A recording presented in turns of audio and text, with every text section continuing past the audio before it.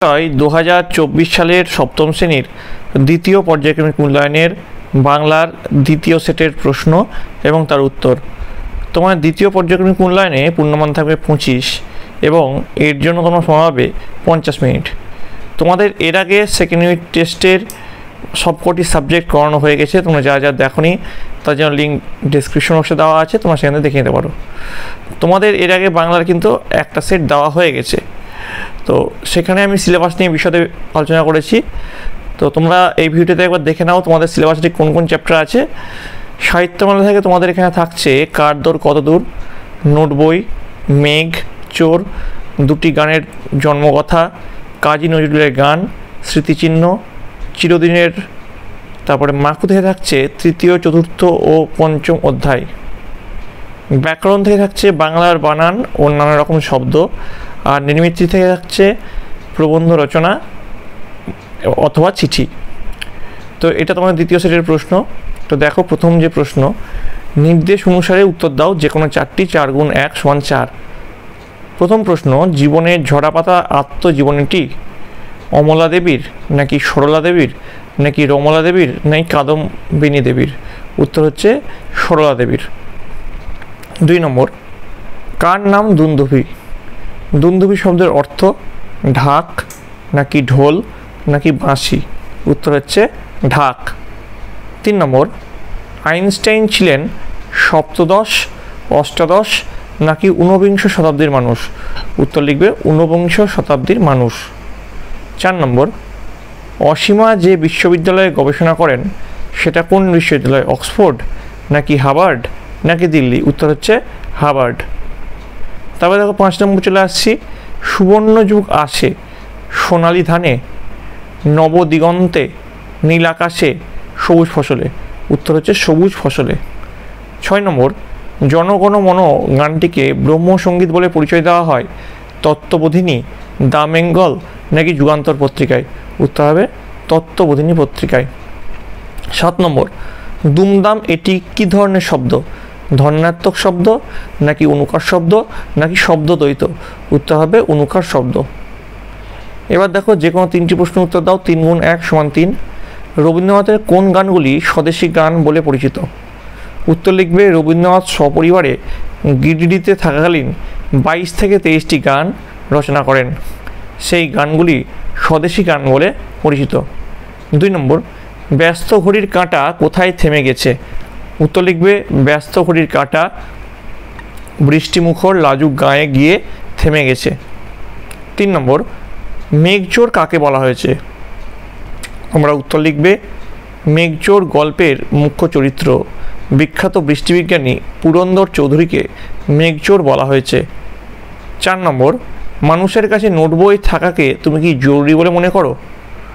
ঠিক আছে, এর উত্তর তোমরা লিখবে প্রত্যেকটি মানুষের অবশ্যই নোট বই থাকা উচিত, কারণ তাতে মানুষ তার প্রয়োজনীয় ও জরুরি কথা লিখে রাখে। নানা অজানা তথ্য তাতে লিখে রাখলে জ্ঞানের ভাণ্ডার বাড়বে। 5 নম্বর, গমনে সক্ষম মাছ ও গমনে অক্ষম প্রাণীর নাম লেখো। গমনে অক্ষম গাছ হবে, গমনে সক্ষম গাছ হবে। গমনে সক্ষম একটি গাছ হলো ক্ল্যামাইডোমোনাস, আর গমনে অক্ষম একটি প্রাণী হলো স্পঞ্জ। ঠিক আছে, এখানে ঠিক করে নিও, এটা ভুল আছে। ঠিক আছে, এটা ভুল আছে। 6 নম্বর, কাজী নজরুলকে দেখে নেতাজি কী করলেন? উত্তর লিখবেন নেতাজি স্বয়ং তাকে 2 হাত তুলে প্রণাম করলেন। এবার দেখো তারপরে কী বলেছে, যে কোনো 2টি প্রশ্নের উত্তর দাও। 2 গুণ 3 সমান 6। প্রথম যে প্রশ্ন আছে, আমার সোনার বাংলা গানটির রচনা সম্পর্কে কি জানা যায়? উত্তর লিখবে সরলা দেবীর রচনা জীবনের ঝরাপাতা গ্রন্থে জানা যায় যে চুঁচুড়াতে থাকাকালীন সরলা দেবী মাঝিদের কাছ থেকে অনেক সুর সংগ্রহ করেন এবং এই গানটি কবি মাঝিদের নেওয়া সেই সুরেই রচনা করেন।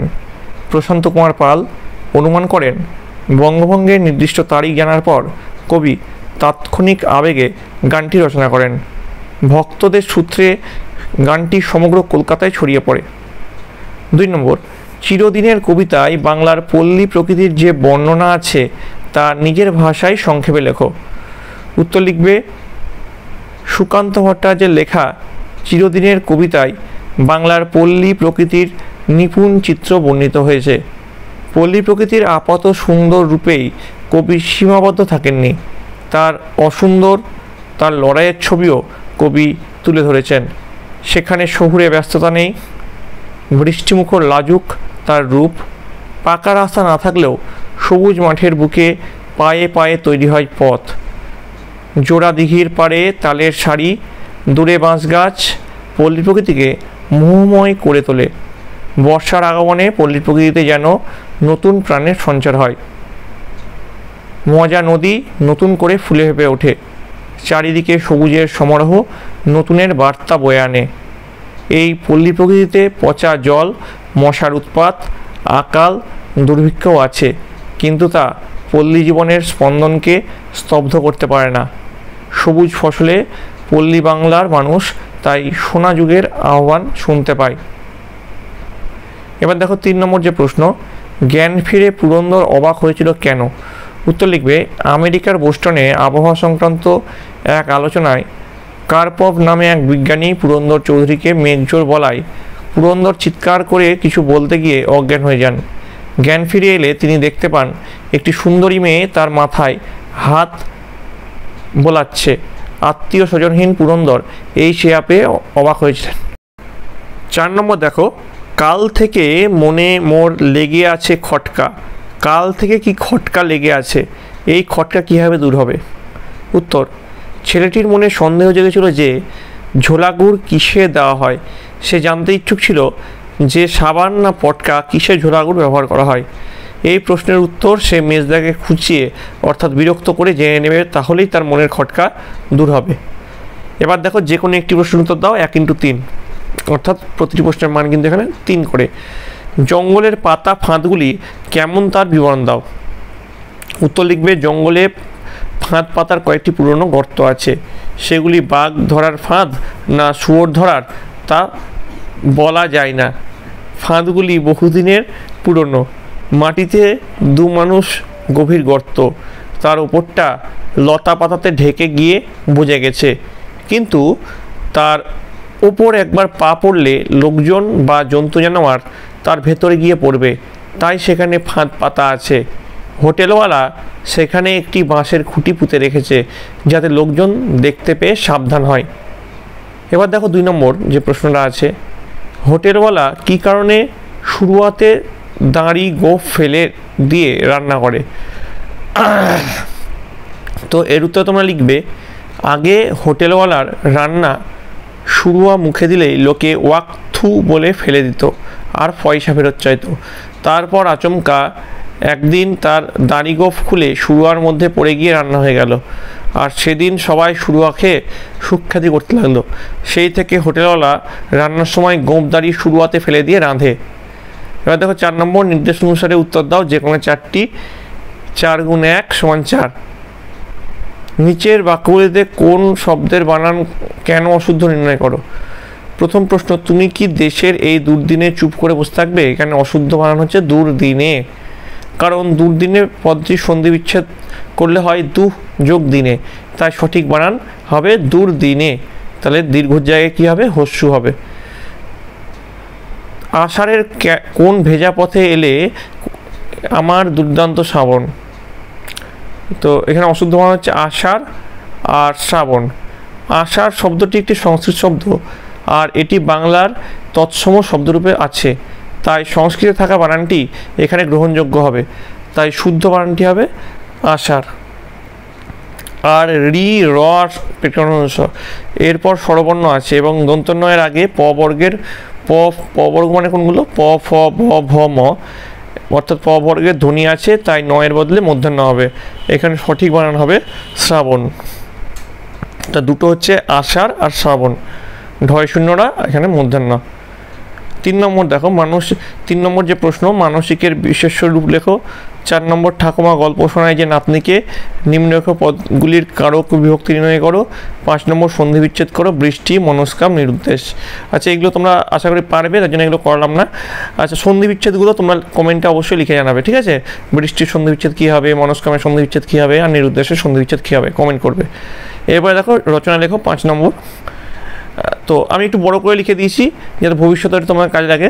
পরিবেশ রক্ষায় ছাত্রছাত্রীদের দায়িত্ব, তো প্রথমে তোমরা লিখবে, এই নদী এই মাটি বড় প্রিয় ছিল, এই মেঘ এই রৌদ্র কি বাতাসের উপভোগ, আমরা অনেক দূরে সরে গেছি, কে কোথায় আছি। এই কোটেশনটা লিখে লিখবে। ভূমিকা দেবে, মানুষ যে পারিপার্শ্বিক অবস্থায় বাস করে তাকে পরিবেশ বলে। গাছপালা, পশু পাখি, কীটপতঙ্গ, শব্দ, উত্তাপ, বায়ু, মাটি এবং সর্বোপরি মানুষের তৈরি ঘর বাড়ি রাস্তাঘাট সব মিলেই পরিবেশ। অচেতন অচেতন পদার্থ নিয়েই গড়ে ওঠে পরিবেশ। বায়ু, জল, মাটি, উদ্ভিদ, প্রাণী এগুলি হলো পরিবেশের উপাদান। ভগবান আমাদের চারপাশের সুন্দরের রচনা করেছেন, কারণ যেখানে সুন্দর সেখানেই সৃষ্টি, আর যেখানেই অসুন্দর সেখানেই ধ্বংস। সৃষ্টিকে বাঁচাতে গেলে সুন্দরকে রক্ষা করা, তাই সুস্থ হয়ে বেঁচে থাকার জন্য চাই সুস্থ পরিবেশ। দেখো এইটা যেহেতু আমি বড় করে লিখেছি, তোমরা এখান থেকে ছোট করে তোমরা কিন্তু লিখবে। পরিবেশ দূষণ, আচ্ছা এটা তোমাদের বলার আগে বলি, তোমাদের এটাই যে হুবহু আসবে এই প্রশ্ন সেটা কোনো ব্যাপার নয়। তোমাদের এরকম টাইপের প্রশ্ন আসবে, এর আগে এক সেট করিয়েছি, এখন একটা সেট করাচ্ছি।